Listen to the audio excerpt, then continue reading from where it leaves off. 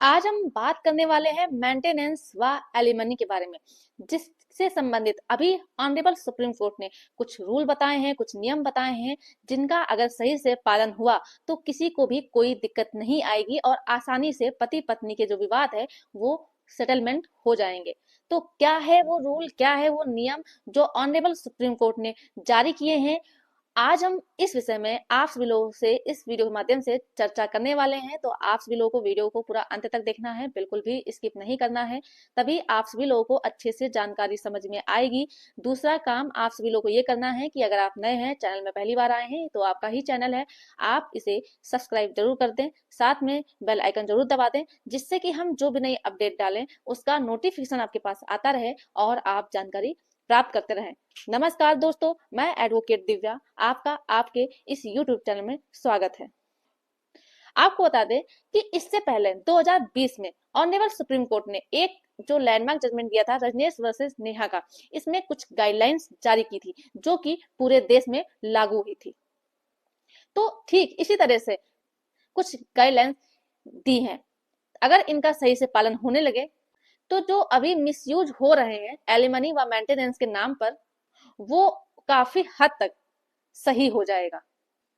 तो आज हम आपको जो ऑनरेबल सुप्रीम कोर्ट ने गाइडलाइन दी है उनके बारे में बताने वाले हैं। तो ऑनरेबल सुप्रीम कोर्ट ने ये कहा कि अगर मान लीजिए पति पत्नी की शादी हुई है और उन दोनों का रिश्ता पूरी तरह से खत्म हो गया है और उस रिश्ते को फिर से बनने का कोई चांस ही नहीं बनता है, उन दोनों को अलग रहते हुए 10 साल हो गया है, 12 साल हो गया है, 20 साल हो गया है, तो इस केसेस में ऑनरेबल सुप्रीम कोर्ट अपनी पावर का यूज कर सकते हैं आर्टिकल 142 के तहत, और जो ये शादी है उसे डायरेक्टली खत्म कर सकता है। दूसरी चीज ये कही कि जब मेंटेनेंस या एलिमनी को निर्धारित किया जाएगा तो दोनों पक्षों की फाइनेंशियल इनकम देखी जाएगी, केवल पति की ही नहीं देखी जाएगी, यहाँ दोनों की देखी जाएगी कि पति और पत्नी दोनों की इनकम क्या है और पूरे फाइनेंशियल स्टेटस की जांच की जाएगी। इसके अलावा जो चीज बताई वो ये बताई कि पत्नी और बच्चों का जो खर्चा है, जो सही खर्चा है, उसे दिखाना पड़ेगा कि वाकई में इतना खर्चा बच्चे के ऊपर होता है। ये नहीं कि आपको बच्चा छोटा सा है, 2 साल का है या 5 साल का है और आपने बता दिया मैं अपने बच्चे के ऊपर 10 लाख रुपए खर्च करती हूँ, तो इस तरह से बिल्कुल भी नहीं चलने वाला है। तो इस चीज की भी जांच की जाएगी कि जो आप खर्चा दिखा रहे हैं अपने बच्चे का या पत्नी का, वो आप उचित दिखा रहे हैं या फिर गलत दिखा रहे हैं, यानी कि जो आपने खर्चा बताया है वो रीजनेबल है या फिर नहीं है। इसके अलावा दोनों पक्षों की योग्यता देखी जाएगी, यानी कि क्वालिफिकेशन देखा जाएगा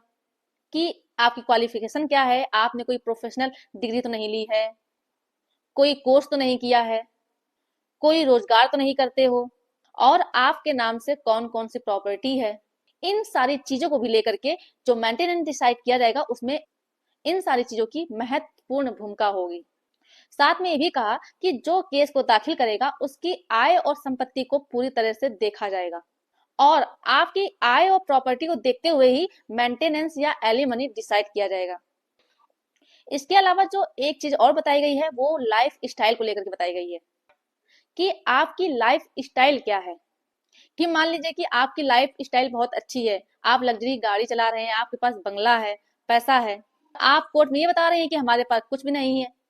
तो आपके कहने से कुछ नहीं होगा, आपका फाइनेंशियल स्टेटस देखा जाएगा। इसके अलावा मान लीजिए कि आपकी पत्नी एक हाउसवाइफ है और उसे केस लड़ने में जो भी खर्चा आया है उसे ध्यान में रखते हुए ही एलिमनी या मेंटेनेंस लगाया जाएगा। जब मेंटेनेंस लगाया जाएगा तो आपकी जो इनकम होगी, इनकम के साथ साथ जो भी आपके ऊपर डिपेंड्स हैं, जो भी और आपके ऊपर निर्भर है, उन सारी चीजों को भी ध्यान में रखा जाएगा। जैसे कि आपके ऊपर आपके माता पिता की इलाज की जिम्मेदारी है, उनके खर्चों की जिम्मेदारी है, या फिर आपका कोई इलाज चल रहा है जिसके ट्रीटमेंट में बहुत ही ज्यादा पैसा लगता है, आपके ऊपर और कौन कौन निर्भर है, या फिर मान लीजिए कि आपकी कोई बहन है जिसकी शादी करनी है, उनको ही देखा जाएगा। यानी कि आपके ऊपर लायबिलिटीज भी जो हैं उन्हें भी ध्यान में रखा जाएगा इनकम के साथ साथ। इन सारी चीजों को ध्यान में रखते हुए ही मेंटेनेंस व एलिमनी निर्धारित की जाएगी। तो इस तरह की कुछ गाइडलाइंस ऑनरेबल सुप्रीम कोर्ट ने बताई हैं, जिनका अगर सही से पालन किया गया तो पति और पत्नी दोनों को ही इसका लाभ प्राप्त होगा और आराम से सेटलमेंट आपस में हो जाएगा। तो इन गाइडलाइंस के बारे में आप लोगों की क्या राय है, आप लोग मुझे कमेंट करके जरूर बताएं। अगर जानकारी पसंद आई हो तो वीडियो को लाइक जरूर कर दें, ज्यादा से ज्यादा लोगों को शेयर कर दीजिए, और अभी भी अगर आपने चैनल को सब्सक्राइब नहीं किया है तो ये आपका ही चैनल है, आप इसे सब्सक्राइब जरूर कर दें। धन्यवाद।